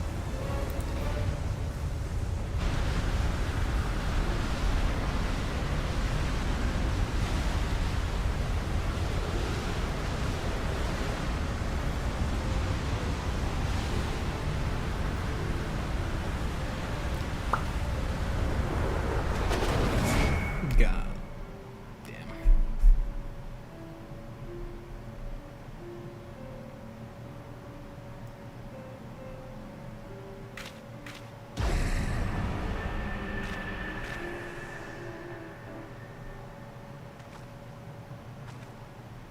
What's this? An extinguished civilization. Rekindled.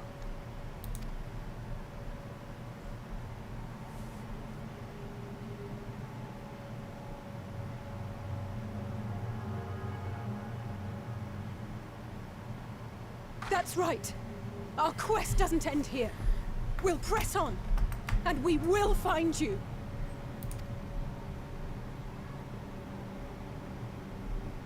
There. That's where you'll find me. Knew it. Is that another star?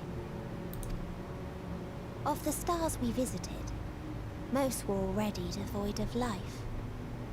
And where there was life still, the inhabitants wished for death.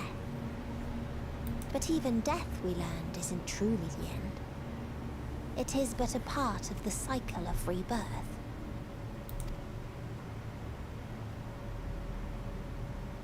Souls return to the star, or in its absence, a larger flow. And eventually they are reborn. Alive again, to know suffering anew. True salvation lies not in dying. It lies in not being born. This is the gift I would give to you. To all life on beautiful Aetheris. To that end, we created an egg wherein life cannot quicken. That dead sun. Attain it if you can, before your friend's emotions fade away, along with their protection.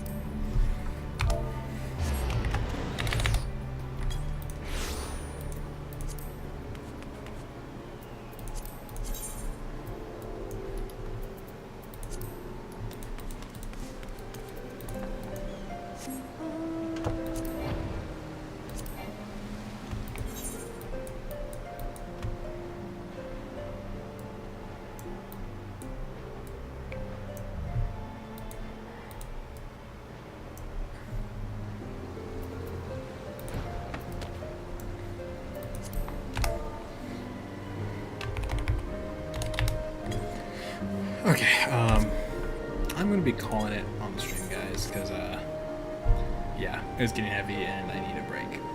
So yeah, thanks for watching.